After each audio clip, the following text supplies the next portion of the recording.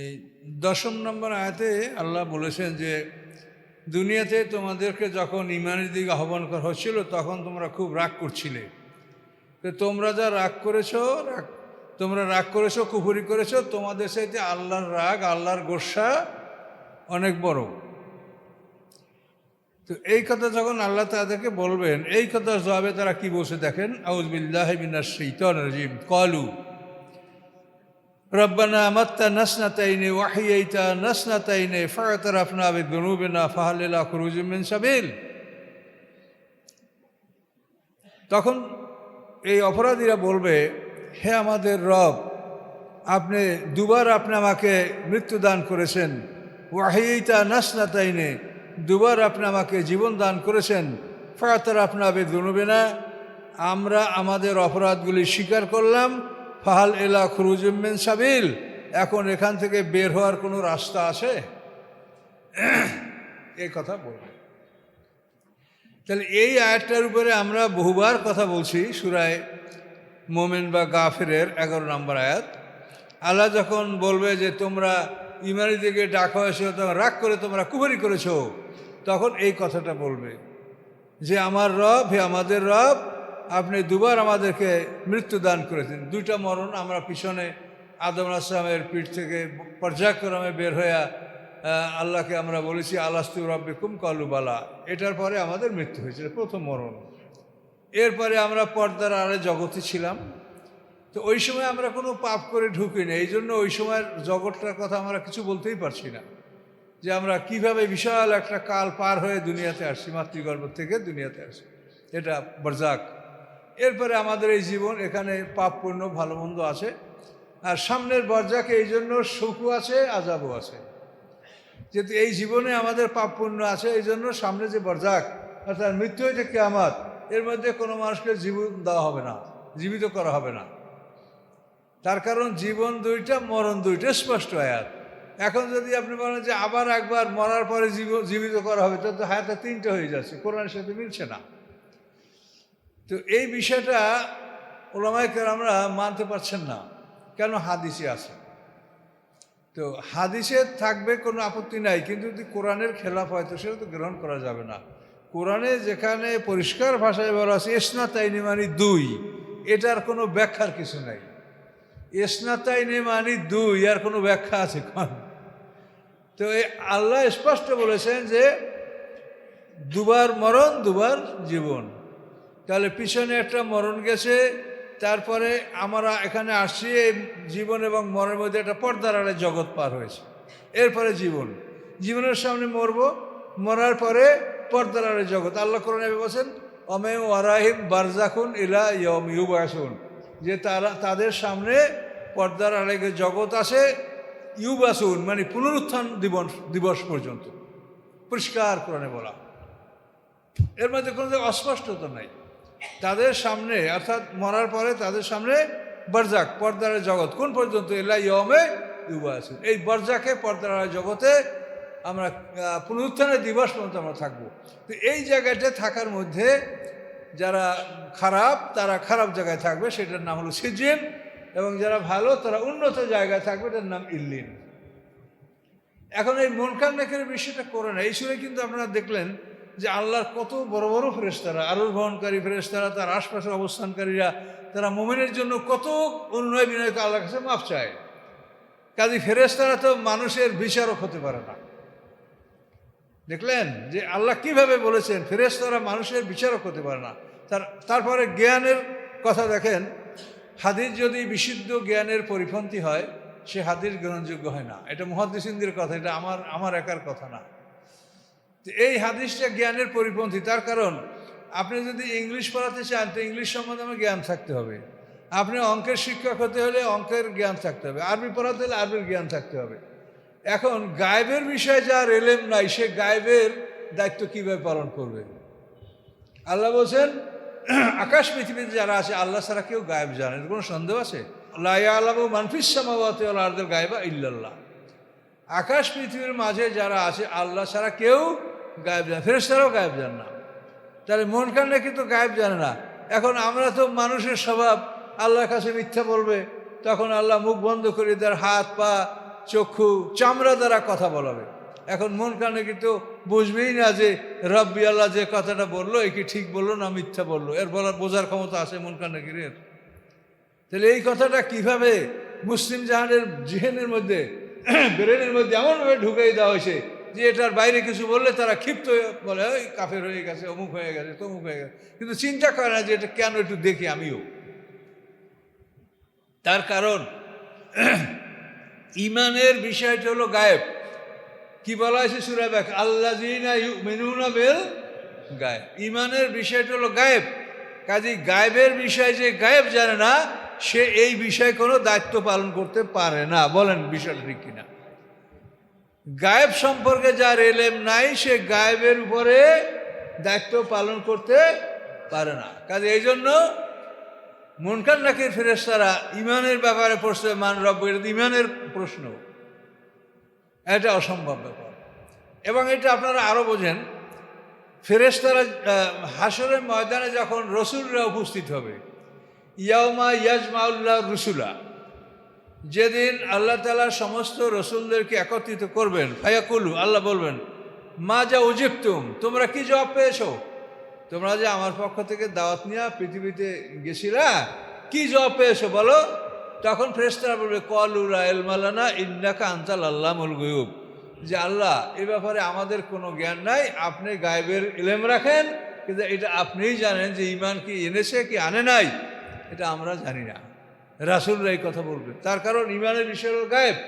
আল্লাহ রাসূলের সামনে আব্দুল্লাহ ইবনে উবাই মুনাফিক, সে রাসূলের পিছনে সবসময় নামাজ পড়তো, রাসূলের জুমার খুতবার আগে সে বক্তৃতা করতো। হ্যাঁ, এই লোকটা মুনাফিক ছিল। আল্লাহ রাসূল তার জানাজা পড়লেন, কিন্তু আল্লাহ পরে নিষেধ করে দিলেন যে আপনি ওর কবরের কাছে যাওয়ার জন্য দোয়া করবেন না। তো সরাসরি কোরআনে আছে, এটা তো ব্যাখ্যা না, একটা ডাইরেক্ট কোরআন। আল্লাহ তুসাল্লি আলা আহাদিম মিনহুম মাতা, আল্লাহ ডাইরেক্ট বলে দিন যে ওরা যে কেউ মারা গেলে মুনাফিক, আপনি জানাজায় শরীক হবেন না। এর আগে আল্লাহ বলছেন ইস্তাগফিরলাম আম লা তাস্তাগফিরলাম, আপনি তার জন্য ক্ষমা চান না চান, ইন তাস্তাগফিরলাম ৭০ মারাতান ফালাইয়াগফিরুল্লাহু লাহু, আপনি তার জন্য ৭০ বার দোয়া করলে আল্লাহ মাফ করবে না। ওমর ফারুক কিন্তু এই কথা বলে আল্লাহ রসুলের জামা টেনে ধরছে যে ওর জানাজায় আপনি যাবেন না, কিন্তু আল্লাহ রসুল বলেন আল্লাহ তো ৭০ বারের কথা বলছে, তা আমি তার চেয়ে একটু বেশি দোয়া করব। দেখেন রাহমাতাল লিল আলামিন, এই লোকটা যে রসুলের জীবনে কত ক্ষতি করছে, এমনকি হত্যা ষড়যন্ত্র করছে এই লোক, কিন্তু তারপরও আল্লাহ রসুল তার মুক্তির জন্য একটুকু কুণ্ঠাবোধ করেন নাই যে আমি এই লোকটা এখন আমার শত্রু ধ্বংস হয়েছে যাক, এটা না। তাহলে এই সব আয়াতগুলি মিলে কি বোঝা যায় যে আল্লাহ ছাড়া কেউ গায়েব জানে না, এবং গায়েব সম্পর্কিত কোনো বিষয় হিসাব নিকাশ জিজ্ঞাসাবাদ এটা আল্লাহ ছাড়া কেউ করতে পারে না এবং করবে না। সরাসরি কোরআনে কথাগুলো পরিষ্কার। আমরা তো এটা পরিষ্কারই বলতে পারছি যে আমাদের দুইটা মরণ, দুইটা জীবন, আমরা মরবো, মরার পর ইলিন সিজনে থাকবো, এরপরে হাসরের ময়দানে আমাদেরকে তোলা হবে, বিচারের সম্মুখীন করা হবে। এটা কোরআনের বিবরণ, এতে কি আমাদের সমস্যা আছে? ওই মাঝখানে একটা জিনিস বিশ্বাস করবো যার দলিল নাই, প্রমাণ নাই, এবং বিশ্বাস করতে গেলে কোরআনের বিপক্ষে চলে যাচ্ছে। কোরআনে বলছে তোমার হায়াত দুইটা, মৌয়াত দুইটা, সেখানে 3টা হায়াত 3টা মৌয়াত হয়ে যাচ্ছে। কিন্তু এই কথাটা শোনেন, আমরা যখন পড়ছি তো আমরাও মনে করছি মুনকার নাকির আছে, এটা আমরা তো এই মাদ্রাসায় পড়ছি, আমাকে শিক্ষকরা এটি আমাকে পড়াইছে। আর এখন যে আলেমরা এটার বিরোধিতা করে তারাও তো ওইরকম মাদ্রাসায় পড়ছে এবং বলছে, চিন্তা গবেষণা করে না। কাজে এই জন্য আপনার কাছে অনুরোধ যে আপনারা চিন্তা গবেষণা করে দেখেন যে আসলে বিষয়টা কী। এখানে আমরা কোনো ক্রমেই কোরআনের বিপক্ষে তো আমরা যেতে পারি। এই যে আগে একটা শুনলেন না জুমার আয়াতে, যে কোরআন নিয়ে যারা বিতর্ক করে তারা কাফের, কত বড় কথা দেখেন। এই যে এইখানে আছে মায়ু জাদিলু ফি আয়াতিল্লাহ ইল্লাল্লাযিনা কাফারু, যে আল্লাহর আয়াতের উপরে বিতর্ক করে না কাফের ছাড়া কেউ। কাজে এখানে আল্লাহর স্পষ্ট আয়াত, আপনি এটা নিয়ে বিতর্ক করবেন যে মৌয়াত আপনি 3টা বানাবেন না হায়াত 3টা বানাবেন? অবস্থাটা কি দেখেন, কত বড় কঠিন কথা আল্লাহ তাআলা বলছেন। এই যে আয়াতটা দেখেন, 4 নম্বর আয়াত, মায়ু জাদিলু ফি আয়াতিল্লাহ ইল্লাল্লাযিনা কাফারু, আল্লাহর আয়াত নিয়ে তর্কে লিপ্ত হয় না কাফের ছাড়া অন্য কেউ। কত বড় কথা! তাহলে আপনি স্পষ্ট আয়াত এটার বিপক্ষে আপনি তর্ক শুরু করবেন, তাহলে আপনি তো আরেকজনকে কাফের বলছেন, কিন্তু আপনার অবস্থাটা কি হলো সেটা দেখতে পারবেন বিচারের দিনে। কাজে এই জন্য আপনারা সতর্ক হন, সাবধান হন, কোরআন বোঝার চেষ্টা করেন। তো এখানে আল্লাহ তাআলা এই সূরা গাফিরের 11 নম্বর আয়াতে বললেন, যখন আল্লাহ বলবেন যে বেটা তোরা তো রাগ করছিলি ঈমানের দাওয়াত পাইয়া, আমি তার চেয়ে বেশি রাগ করেছিলাম, তোরা কুফরি করেছ। তখন বলে রব্বানা আমাত্তানা ইসনাতাইনি ওয়া আহইয়তানা ইসনাতাইনি, হে আমাদের রব, আপনি দুবার আমাদেরকে মৃত্যু দান করেছেন, দুবার আপনি আমাদেরকে হায়াত দান করেছেন। ফাতারাফনা বিযুনুবিনা, আমরা আমাদের অপরাধ স্বীকার করলাম। ফাহাল ইলা খুরুজিম মিন সাবিল, এখন কি বের হওয়ার কোনো পথ আছে? নাই।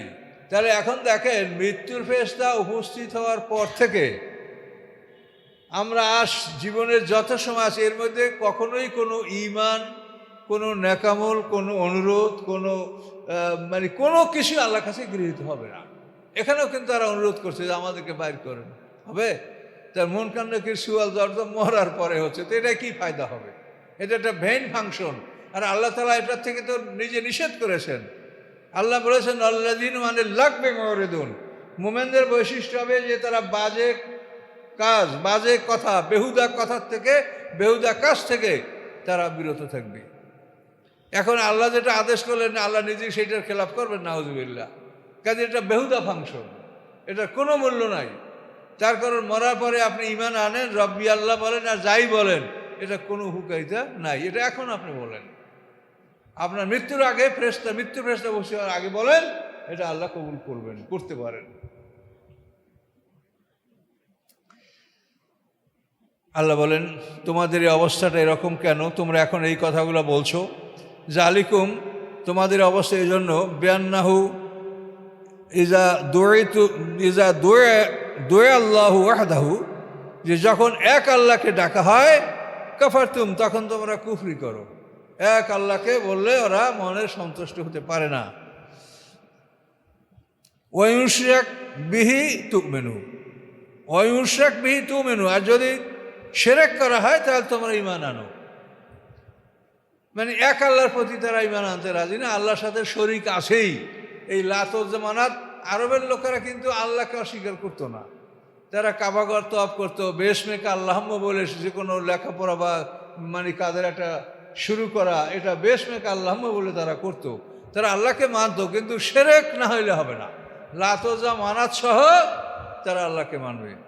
এবং তারা বলে যে এদেরকে আমরা রব বলি না, এদেরকে বলি রেয়ুকার জীবনা ইলাল্লাহ জুলফা কোরবানান আলেহা, অর্থাৎ এরা হচ্ছে আল্লাহর কাছে আমাদেরকে পৌঁছে দেওয়ার জন্য এরা মাধ্যম, কোরবানান আলেহা।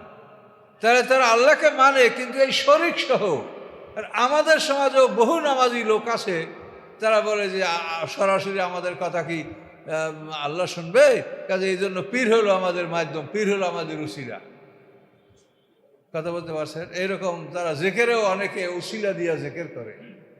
আমার কলব অমুকের দিকে আছে, অমুকের কলব অমুকের দিকে, এই কলব থেকে আল্লাহর কাছে এই মানে ফয়েজ চলে যাবে, এইভাবে তারা বলছে।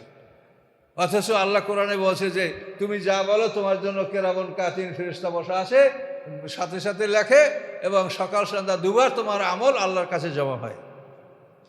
ফেরেশতারা দুবার বদলি হয়। এখন এই রাতের ফেরেশতারা ফজরের সময় যাবে আকাশে, আবার দিনের ফেরেশতারা ওই সময় নামবে। এই জন্য এই দুই দল ফেরেশতা একত্রিত হয় ফজরের সময়। এই জন্য কোরআন পাকে বলা আছে যে ফজরের নামাজের সময় ফেরেশতারা একত্রিত হয়, ফজরের নামাজটা ডবল রেকর্ড হয়। এই রাতের ফেরেশতাও এটা লেখে, আবার দিনে যারা কর্তব্য পালন করতে তারাও লেখে।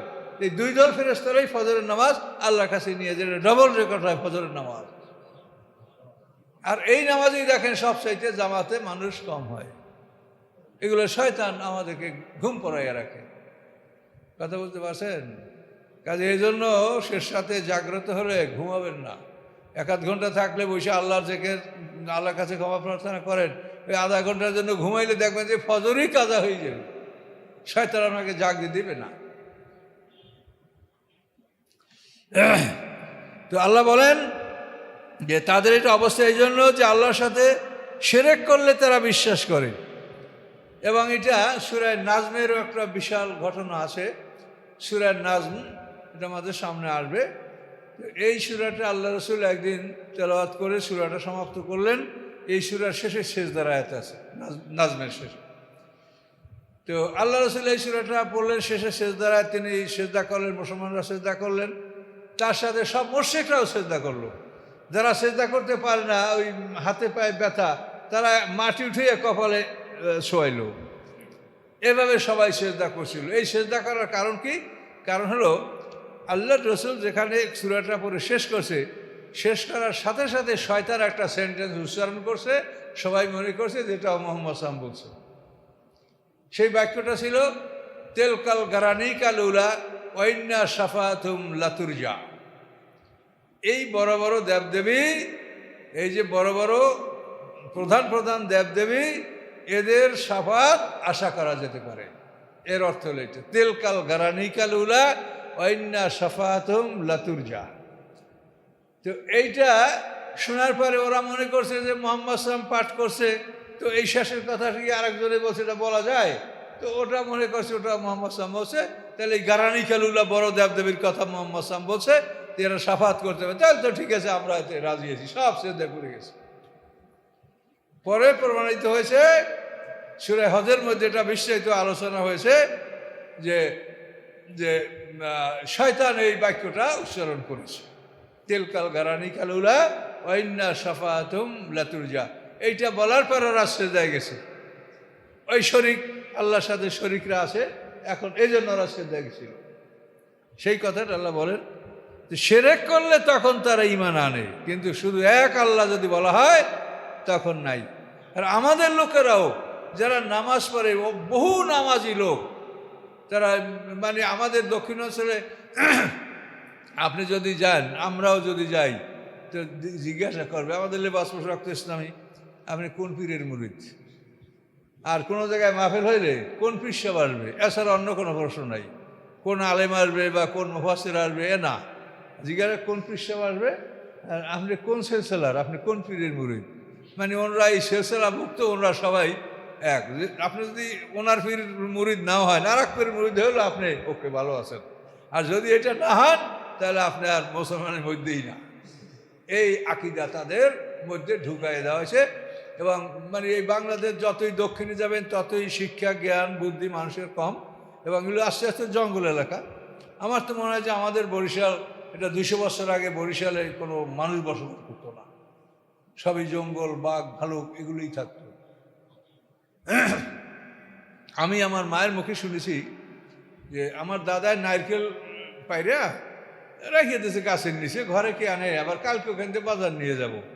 কিন্তু রাত্রে বড় শুকর, যে দাতাল শুকর, এই শুকর আইসা নারকেল সব টাস টাস করে ভাঙিয়ে ভাঙিয়ে সব নারকেল খাই ফেলেছে। এখন ওই শুকর তো খুব গহীন জঙ্গল ছাড়া ওই শুকর কি আছে? তো ওই সময় আমার মায়ের এটা গল্প, সত্য কথা। গরু বাছুর রক্ষা করা খুবই মুশকিল ছিল, বাঘ শিয়াল ছিল এলাকায়। আপনার এসব অঞ্চল হয়তো ছিল, আজ থেকে 100 বছর আগে বাঘ ভালুক এসব অঞ্চলও ছিল, তবে আমাদের অঞ্চলটা একেবারে ঘন জঙ্গল। তো এই জন্য ওই সব অঞ্চলের মানুষ সাধারণত সরল সোজা, জ্ঞান বুদ্ধি কম, এবং এদেরকেই বেশি করে ধর্মের দোহাই দিয়া এই লোকগুলাকে চৈষা খাচ্ছে ওরা, ধর্ম ব্যবসায়ীরা। এটা তো আল্লাহ কোরআনেই বলছে, সূরা তাওবার 34 নম্বর আয়াতে আল্লাহ বলছেন, ইয়া আইয়ুহাল্লাযীনা আমানু ইন্না কাসীরাম মিনাল আহবারি ওয়ার রুহবানি লা ইয়াকুলুনা আমওয়ালান নাস বিল বাতিল। হে ঈমানদারগণ, ইহুদি খ্রিস্টানদের বহু আলেম, মুসলমানদের অনেক পীর দরবেশ অন্যায়ভাবে মানুষের সম্পদ ভক্ষণ করে। অন্যায়ভাবে সম্পদ ভক্ষণ করে, আর কি করে? মানুষকে আল্লাহর পথ থেকে ফিরিয়ে রাখে। তাহলে অন্যায়ভাবে সম্পদ ভক্ষণ করে কি তারা কি চুরি করে, ডাকাতি? তা তো না। তাহলে অন্যায়ভাবে কি করে খায়? অন্যায়ভাবে ভক্ষণ করার উপায়টা হলো যে আপনি সম্পদ কোথায় ব্যয় করবেন, এই জন্য কোরআন পাকে 17টা খাত উল্লেখ আছে। আমার আলাদা 3 নম্বর ভিতরে দেখবেন 17টা খাত। জাকাতের খাত 8টা, এহসানের খাত হলো 9টা। জাকাতের 8টা খাত সূরা তওবায় আছে, আর এহসানের 9টা খাত সূরা নিসার মধ্যে আছে। এই 17টা খাতে আপনি সম্পদ ব্যয় করবেন। সম্পদের মালিক আল্লাহ, আমরা হইলাম তার নিযুক্ত বা এজেন্ট বা দায়িত্বশীল, আমরা আল্লাহর হুকুম মতো ব্যয় করব। তো 17টা খাতে সম্পদ ব্যয় করতে বলা হয়েছে। এই খাতের বাইরে যদি কেউ সম্পদ গ্রহণ করে, এটা অন্যায়ভাবে গ্রহণ করা হবে। আপনি ভিজিয়ে ফের চাল যদি আপনি ডিসগুইজ করে ছদ্মবেশ ধরিয়া ফকির সাইজা আপনি নেন, তাহলে কি ঠিক হবে? তো আল্লাহ তাআলা বলছেন যে আমার এই 17টা খাতে তোমরা দান করো, কিন্তু ওই পীরেরা ওরা হাজার হাজার কোটি টাকার মালিক, কিন্তু ওরা এই ভিক্ষা ওরা করবে। মানুষকে নামাজের লাইনে বসাইয়া রাইখা ব্যাগ লইয়া খালি ভিক্ষা আর ভিক্ষা। আর সবাই মনে করে পিসেবের হাতে হাত মিলাইলে আমি জান্নাত যাইতে পারবো, কাজে খালি হাতে পিসেবের সাথে হাত মিলাবে না, এভাবে তারা করছে।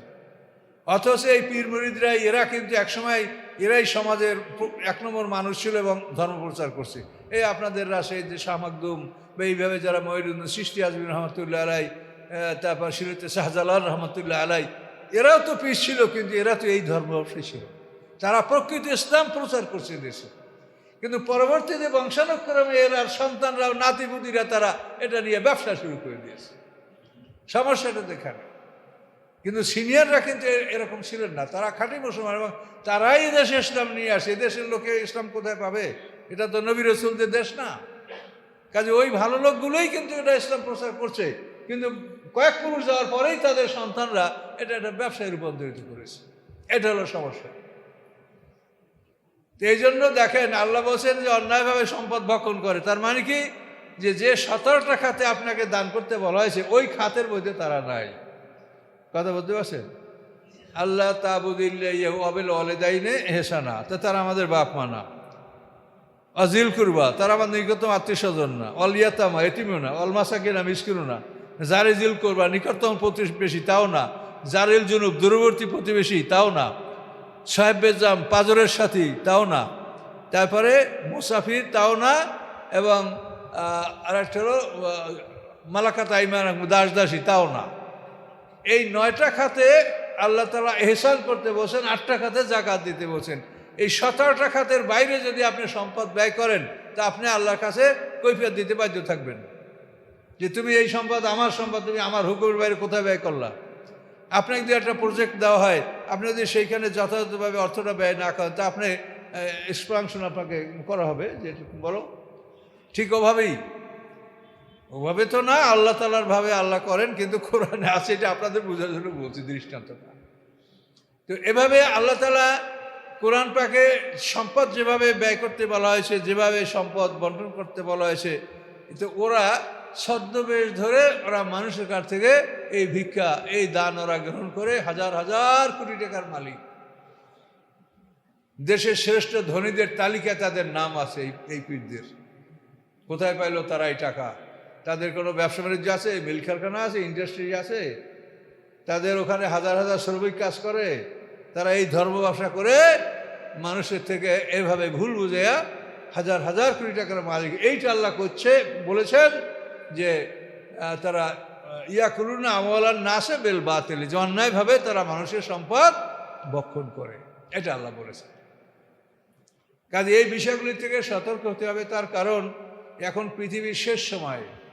এই সময় আপনি যত ফিতনা ফাসাদ, বিপদ আপদ, ধর্ম পালন করতে আপনি স্থির থাকতে পারবেন না। আপনাকে নানাভাবে কেবল গুতাবে। এ বলে তোমার নামাজ হয় না, ও বলে তোমার নামাজ হয় না, ও বলে এই দোয়া পড়তে হবে, ও বলে ওই দোয়া পড়তে হবে, এই আমল করতে হবে। এটা আমাদের কাছে যে প্রশ্নগুলি আসে, একজনে প্রশ্ন করছে, হুজুর সূরা মুলক এশার পড়লে কবর আযাব মাফ হয়ে যাবে, আমরা কি পড়বো, এই আমলটা করব? আমি বলছি যে পরের সব পাবেন, এতে কোনো সন্দেহ নাই, কিন্তু গুনাহ মাফ হবে বা কবর আযাব মাফ হবে কিনা এটা আমি বলতে পারবো না। এটা আমার কাছে জানা নেই, হাদিস আছে কিন্তু আমি বলতে পারবো না। তার কারণ একটা লোক যদি চুরি ডাকাতি বা গুনাহ কবিরা করে মরে, তো সেই সূরা মুলক পড়লে কি তা এই গুনাহ মাফ হবে? কাজেই আমল মানে কি? আমল মানে কাজ, আর এইগুলো যারা পড়ে এইটার নাম দেশের আমল। কি আপনি নামাজের পর ওইটা এত দোয়া, এতবার পর এটা, এগুলো আমল। এটা কি আমল হইল? এটা তো জিকির। আমল হলো কাজ, আপনি কাজ করবেন, সেইটার নাম হচ্ছে আমল। এইটাকে ওরা আমল বানাইছে। এই জন্য আপনাদেরও যদি অভ্যাস থাকে, আপনারা শুধু মুলক পড়বেন, ওয়াকা পড়বেন, বা যে কোনো কোরআন পড়বেন, আপনি সব পাবেন, তাতে কোনো সন্দেহ নাই।